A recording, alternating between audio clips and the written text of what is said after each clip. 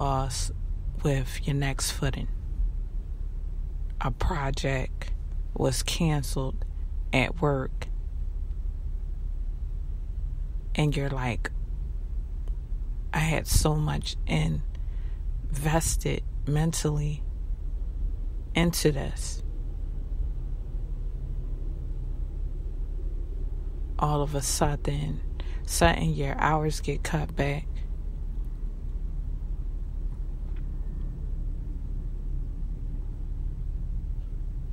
An unscheduled pregnancy,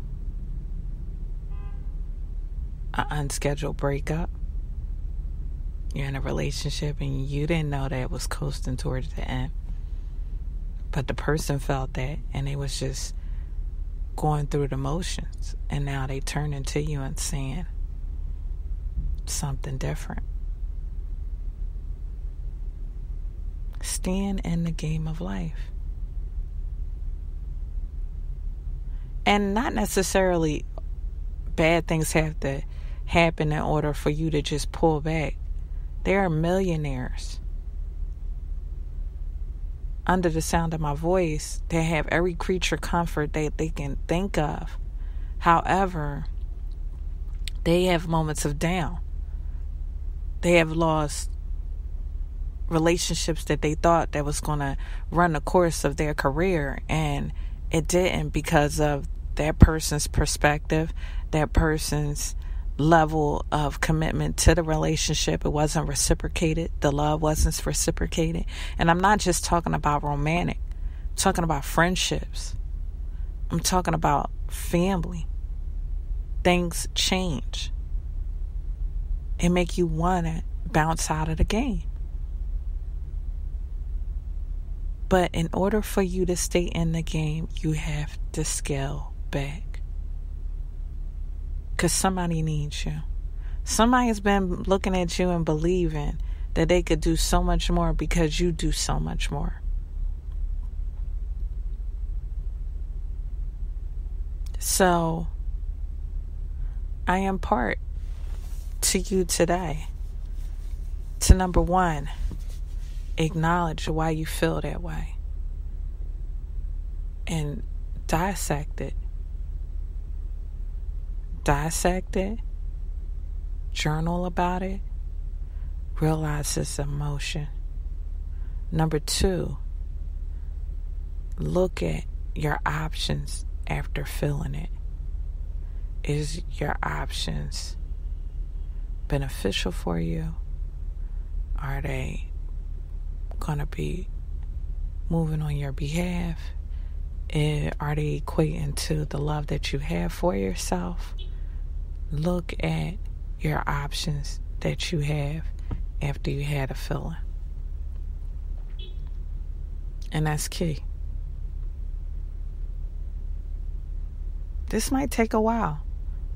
It's not a one-day activity. This might very well take a while. And you have to be okay with that. And others around you don't necessarily need an explanation. They don't. You're that much of an awesome person that you got to trust your decisions that you're making for yourself to stay in the game.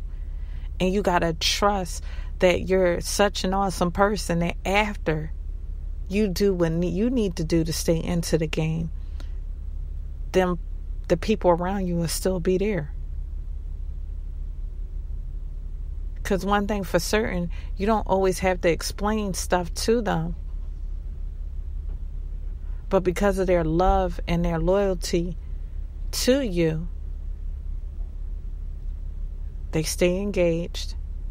They anticipate you to get out of whatever you're feeling and move forward.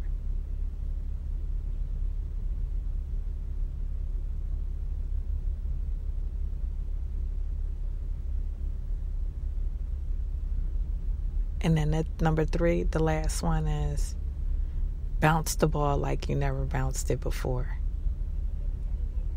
And what I mean by that is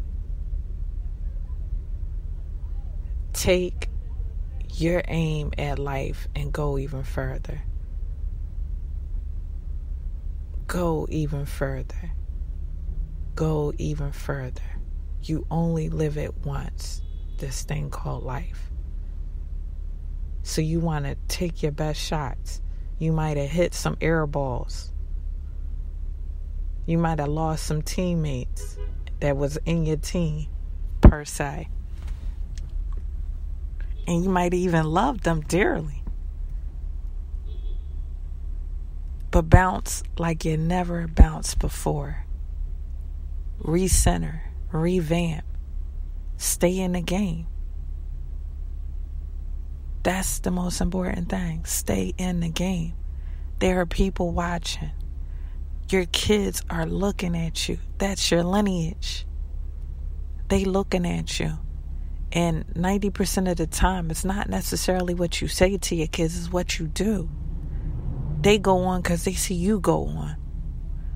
They stay motivated because you stay motivated. They process life appropriately because you process life appropriately. Stay in the game.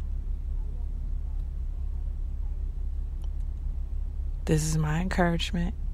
This is part 1 of this weekend bonus. Tune in as I pick another topic for part 2. But this is ER Emotional Response Podcast, Life Coaching with Ink Ivory. You can always reach me at 470-428-1241 for direction, for one-on-one sessions. You can always email me at ink3130@gmail.com. You can text me. I'm just a touch away. I'm designed for this. I'm passionate about coaching people to live out their full potential, to manage their personal life so they can be the most effective person they can be.